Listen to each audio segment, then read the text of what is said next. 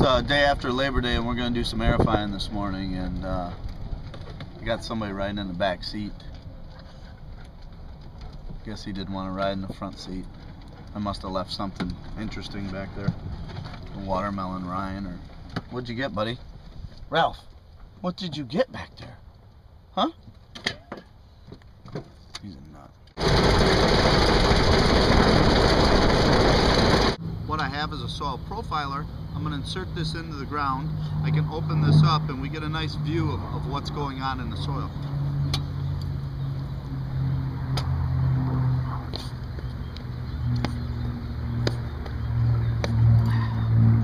Sand-based greens, you would think that would be a little easier.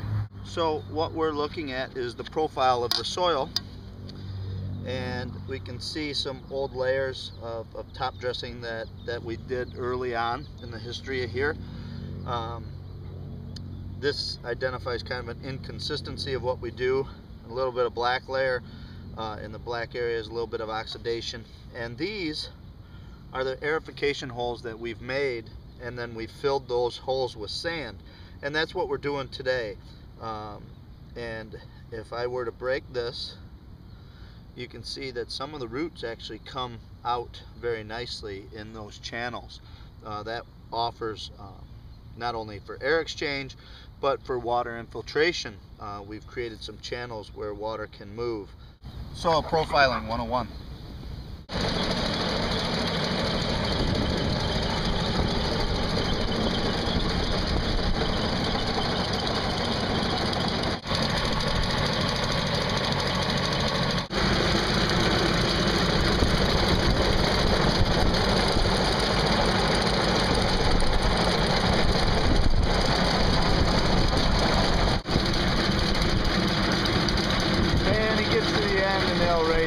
Here I have a digital thermometer, and I'm just gonna pop that into one of these holes. Pretty happy with this. That means that we're down below the root zone, probably impacting more soil than the roots will ever grow into.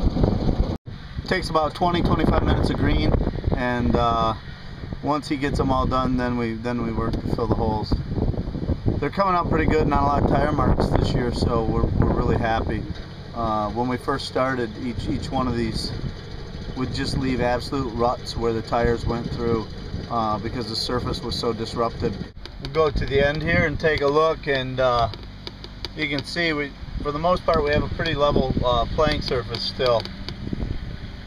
They look really, really good. This is the best they've ever looked after punching holes, and I mean, we have a really tight spacing, which is crucial. Just dry as can be.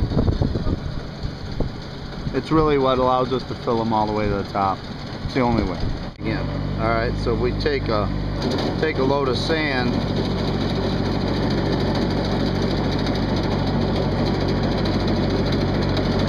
and that will just, when you remove that, those will be filled. Then as you push that, it'll fill up every single one.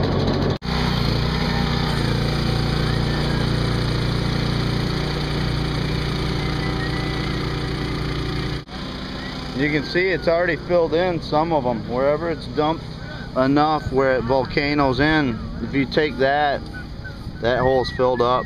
We're pretty spread out. We have 27 holes through a private development, and so if he were to run back and forth to the shop to fill that thing up every single time, it would take us a long time. So what we have is this material delivery unit. There's a conveyor belt that comes out. We can fill this hopper up, and that keeps us moving. Very, very important piece of equipment for our efficiency in this operation. This is how we start. One line of sand.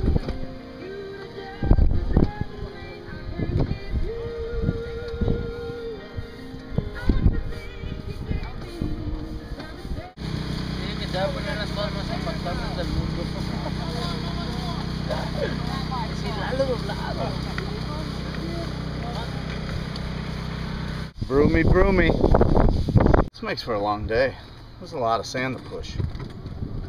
Woo. Either struck oil or we have a big leak. Let's see.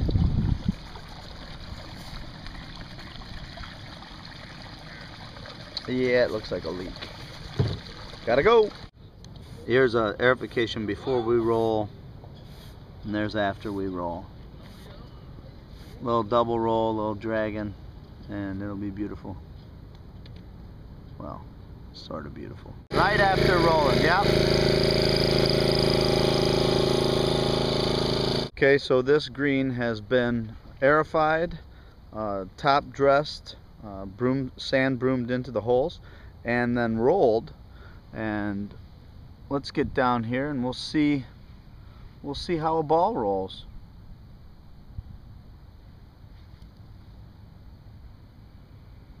Couple little bumps and jumps. For the most part, the ball kind of stays on line. A lot of work so that we can knock a ball into a hole.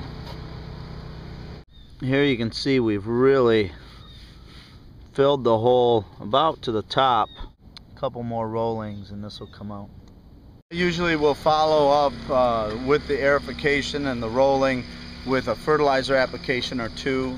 We do 2 different products that we apply, and then we water that in, and that kind of helps the turf recuperate, because of what we're doing, we're stressing it pretty good today, but it's pretty cool and the soils are pretty wet. So and it didn't really work out. We had an irrigation leak that kind of came up when we were going to fertilize, and without knowing if we had that water to be able to turn on, I didn't pull the trigger on putting any fertilizer down. So I kind of wimped out there, but hopefully it was turned out. We could have, but you never know. So but that's typically what we'll do after aerification. It's late, the sun's going down, and we've put 25 tons of sand in roughly 1,750,000 holes. So that's 1.75 million holes in these greens. Long day. I have sand in my shoes. In between every single one of my toes. And I have not been to the beach. Yuck. And try to answer any questions that you might have. Could you stay out of the way?